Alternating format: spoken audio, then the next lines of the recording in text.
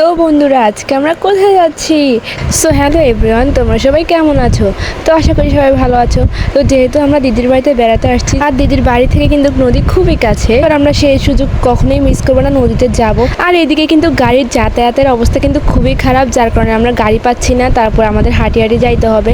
মানে পুরো দোনো পাশে একদম বাগান, আর বাগান যেরকম কি বাগান তোমাদের দেখাচ্ছি, মানে দোনো পাশে একদম বাঁশ গাছের ঝাড়, মানে একদম কোনো মানুষজন কিছু নাই। রাস্তার অবস্থাও কিন্তু খুবই খারাপ।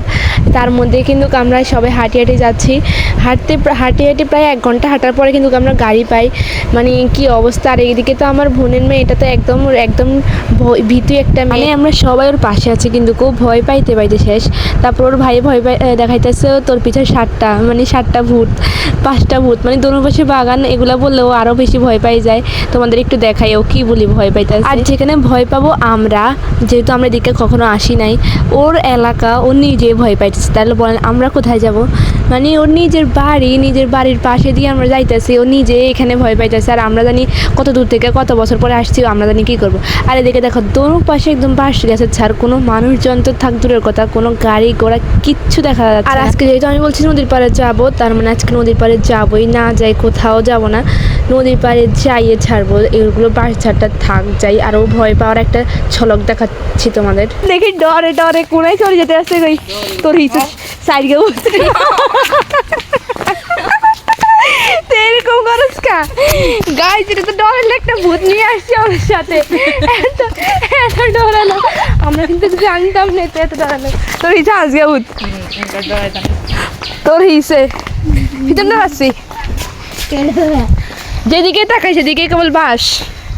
তো যাই হোক, 1 ঘন্টা হাঁটার পর একটা অটো পাই যাই। তো এই অটোতে করে এখন আমরা নদীর পাড়ে চলে যাব। এদিকে গাড়ি ভাড়াও একদম অতিরিক্ত বেশি।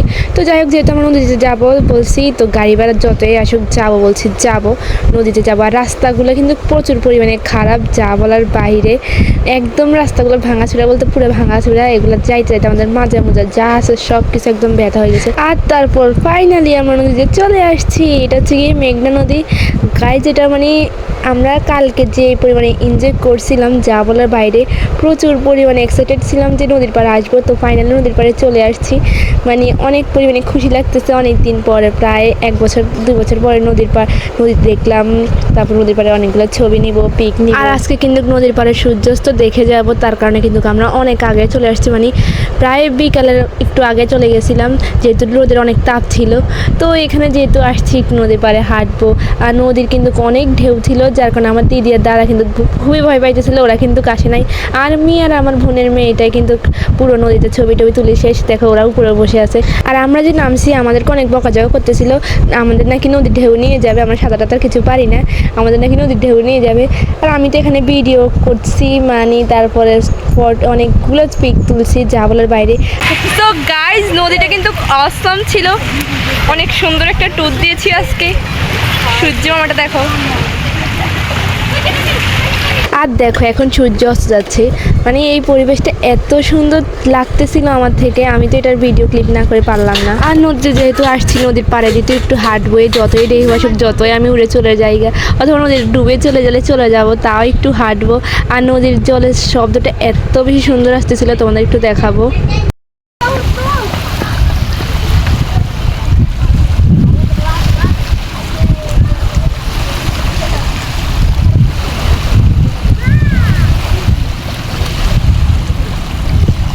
তো আমি আর আমার বোনের মেয়ের কিন্তু ছবি আর ভিডিও নেওয়া হচ্ছিল না। তারপরে আমি তোমাদেরকে দেখাবো আমার ভাই আমাদের থেকে কিভাবে মোবাইলটা নিয়ে যায়, তারাও দেখাচ্ছি।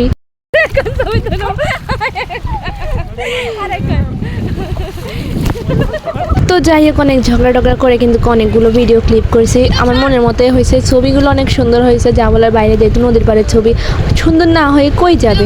তো তারপর সূর্য অস্ত চলে যায়, সব ভিডিও তোমাদেরকে একটু করে দেখাইছি। তারপরে আমরা একটু কুলফি খাই। তো আজকে কিন্তু আমরা অনেক সুন্দর একটা দিন কাটাইছি যা বলার বাইরে, অনেক মজা করছি, অনেক এনজয় করছি। আর যেহেতু এখন সন্ধ্যা হয়ে যাবে, সন্ধ্যা হওয়ার বেশিক্ষণ দেরি নাই, তো তারপর আমরা বাড়িতে চলে যাবো। তারপরে কিন্তু অনেক রাত হয়ে যায়। তো যেহেতু বলছিলাম এখানে যাতায়াতের অবস্থা কিন্তু খুবই। তারপর দাদা একজনের বাইকে করে কিন্তু আমি আর আমার বোনের মেয়ে কিন্তু বাড়িতে চলে যাব। আর আমার দাদা দিদিরা কিন্তু আস্তে আস্তে আসবে অটো দিয়ে। তো আজকের মতো সবাইকে টাটা।